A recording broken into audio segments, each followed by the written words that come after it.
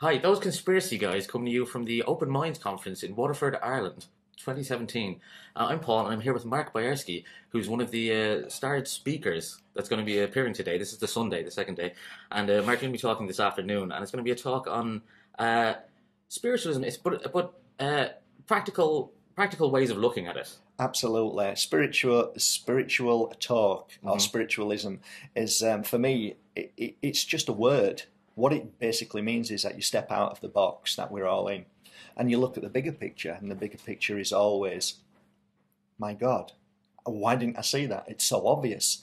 And I think most of us are we just chase our tail. That's all we do. We're running around chasing our tail and we just don't stop. And I think what certain people can do who have recognized that is to help them stop chasing the bloody tail. Okay, how about the personal responsibility? Take on your personal responsibility to talk to the people around you. Yeah, I think everybody is a shining light for somebody else if they've been through really pain and suffering, and they become their teacher. So everything that you experience today, if you fall and smash your head and somebody helps you into a car and you go to the hospital, all of these things are all experience for you to be able to say, if somebody smashes their head, you know exactly what you can do. You can help them and take them to where they need to be. Why? Because you've experienced it. So you have that knowledge, that inner knowledge through experience. And that's all what spiritualism is. Spiritualism is a different, I am spiritual. I'm not a spiritualist, or I'm not no religion. I just try to be a good soul for you. And I don't judge you. And I will not look at you and I will just say, you know what? How you are with me is how I will see you and feel you. And if you are angry and bitter and twisted and you want to hurt me, I won't take that on board as my issue. I'll see that you're going through a challenging moment, and I will try my best to see that and not be offended by that and not take it personally. See, I try and see things differently. At one time, I would have fought back. There would have been war. But there is no war, because that war's created by society, the illusion that we have to look at each other and say, you are different from me. You're not. You're my brother. You're my soul, man. The tribalism, trying to find the lines between us. You've got a heart, a beautiful heart. That's why you're here, man. Thank you. And I have the same heart. We are equal. There is no difference from the cameraman, than you, than anybody in this world. We are all equal, in my opinion. Thus, if you cause an issue or a problem, it's because you're going through a difficult transition or whatever it is personally. It's a personal path that we're all on. So we shouldn't judge people. We shouldn't be instant judging somebody because of what they say and what they do, because normally what comes out of this mouth of yours is how you're feeling at any given time. Yes. And I've met so many people who are angry and bitter, and then 6 months I'll meet them again and they're happy. Why is that? It's not because of what we think, it's because of what they're going through. So we must recognise that within people and leave people alone. Don't push, don't force, don't tell them what they should and shouldn't do. Let them get on with their personal life. Everyone's got their own story to live. Of course. Everyone's a star of their own movie. Absolutely, and your book is your book. And I want to read your book. I want to hear your story. And that's what life is about. That's how we should be. We shouldn't separate each other and say, yeah, I don't believe in you, I don't believe in what you're saying. No, I take it all on board. I listen to everything. I am open. And that's why I'm here at the Open Minds Conference. That's the whole point. And these kind of talks that you give to people, these almost sort of cognitive, kind of practical ways of looking at things. Yeah. They're trying to kind of improve their lives, improve their interactions with people. Simple ways. Little things, yeah. Yeah. And these kind of talks, is this something you do a lot? Not that many, no. I'm normally somebody who works one-to-one with people, or I have a academy in Spain on a mountain. People come from all over the world, not knowing why they come. They're scratching their heads, they knock on the door, I don't know why I'm here. And I say, I know exactly why you're here. Because there's a bigger force out there that helps us and directs us to the right place at the right time. I mean, there's so many interesting things in life that we see and hear, and we don't take notice of. We're too busy. I'm saying we're chasing our tail, but people are waking up now.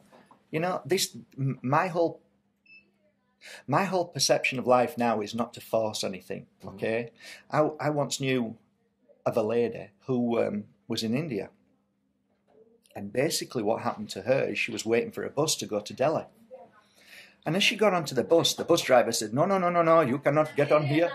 You must get off. And she says, why? The bus is half empty. No, no, no, no. You cannot get on the bus. And she was angry. Of course she was angry. But she stepped off the bus. An hour went by. Another bus came. Very easy. She gets onto the bus. She gets to Delhi. She gets off the bus. She looks in front of her. She notices a big crowd, ambulances. It was the bus that she was meant to get on. She walked up and she says, what's happening? And somebody said, somebody got on that bus and shot all the white people. Now think about that. How many people would have got on that bus and pushed their way on? There is always a force that tries to help us, but we are so blinded by what we think we want and think we should have, and this urge to be the one at the top of the mountain, the famous, the rich, the whatever it is, that we realise that that's all utter nonsense, and that's what keeps us and holds us back. And that's what I try and help people with. Be who you are, live your life, breathe and live in the moment, and don't force or don't push and don't hurt anybody. Just get on with your life and just be a shining light. That's all you can be. That's all you can be. And it does not matter what other people think or feel of you. What matters is what you feel and think. And when you go to bed, if you can rest your head on that bed knowing that you've done a good job and you haven't hurt anybody. I like that. You know, I once got a piece of advice when I was young that really stuck with me, which is you wouldn't really care so much about what people thought of you if you knew how little they really did. That if you ask yourself how often you see someone in the street that has like a scar or something on their face, you don't spend the rest of your day thinking, oh, I saw that person today with that scar on their face. That's true. But that person needs to not worry about that. It's a little thing that goes away. Everything that we have been taught is wrong, I'm sorry to say. I mean, you look at somebody with a black eye, the first thing that you look at is a thug. Not the fact that somebody punched him is the one who was the thug. We see things so wrong, and this is what we need to change. We need to change our observation of life and how we see things and why the mind literally takes over our life. And my biggest message is the biggest battle you and I have is the battle between the heart and mind. The mind is a beautiful tool and should be used rightly. So when you cross the road, you look left, you look right, well done. But you don't use your mind for your future thoughts and feelings and what may happen. And your heart is that. That tells you what you need to do. And if you ever listen to your heart says, you know what? Where you are right now is exactly where you're meant to be. And where you'll be taken to is exactly where you're going. So you don't have to worry about a thing. And you only know that when you look back in your life and say, gosh. But can you imagine if you trust that in 5 years' time, me and you will be sat here and everything will be fine? Can you imagine that you won't have a worry ever? Because you know that in 5 years, you're going to be sat there and everything's going to be great. Now you can just relax and get on with your life. Yeah. Because it will. Yeah. If I had the future me came back and told me that, he said in 5 years you'll be back in these plush armchairs and you'll be sitting beside Mark, I'd be like, oh, grand.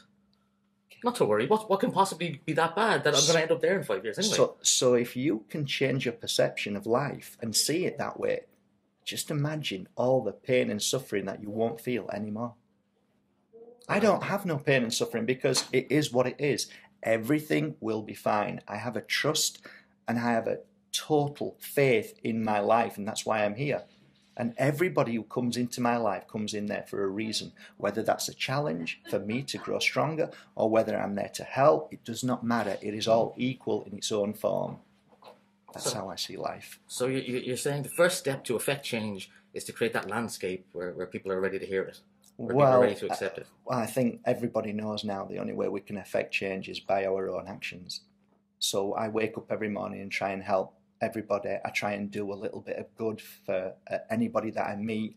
I don't force my work on anybody. I don't tell people what to do or what to think. I respect each and every soul that I meet, and that's it. I just do my best. I like the expression, be a lighthouse. And what do lighthouses do? They don't move. They don't need to run around trying to help my mother, my sister, my brother, and worry about it. They just shine their light, and then anybody on them stormy seas, which are always around you, will look and say, you know what, it's okay, because they're there. No matter what happens, they're there. Beautiful. Yeah. I like that one. So, if people wanted to learn more about the things you're talking about, is there something of yours they could look at, or if they wanted to maybe pilgrimage to Spain? If they need to find whoever, they'll find them. Beautiful. Follow yourself. Yeah. I don't believe in teachers. I believe we're all teachers. I don't believe that you should do or shouldn't do anything. I just think you should just get on with your life, and I believe that you will be guided if and when you're ready. I call it the divine moment. It's a spark that happens with all of us that we just go, okay, now's my time. And that happens at any given moment, and it should never be forced or pushed, because if you try and force feed a child, what happens? They spew it right back up at you. Mark, it's been a pleasure, my man. Yeah, you too. You're Thank a beautiful soul, man. That's those conspiracy guys. Mark Bajerski. We're coming from the Open Minds Conference in Waterford, Ireland, 2017, and we're really opening our minds, I think. Yes. Oh yeah.